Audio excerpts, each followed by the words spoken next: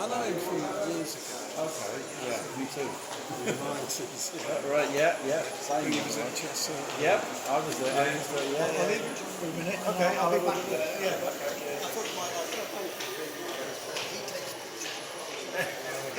I've only got my phone today.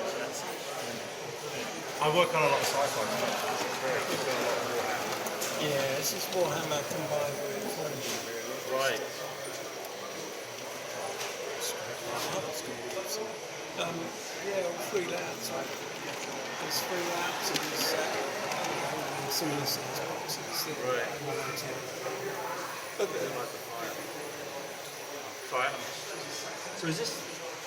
So that runs on 3 tracks? it runs Oh, on three really? tracks, once a minute, Colossus will move. Colossus will move. Wow. And it's the only loco that doesn't seem to derail or get stuck here. No, that's that would be the one that give me the most problems. She runs really well. Yeah, because I'm getting to the point where I'm going to stop displaying these layouts because I've been displaying them since 2023. So I'm doing the smaller ones. The thing is, I was trying to Yeah. anyway, Or you can not sure.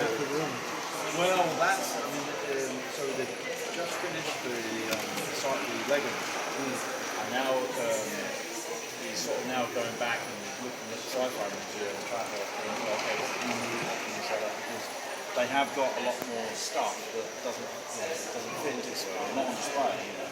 So, but he's got loads of stuff. yeah.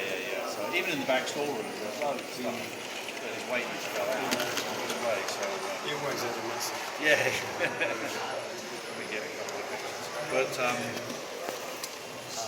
yeah, that'll be happening probably basically over the summer.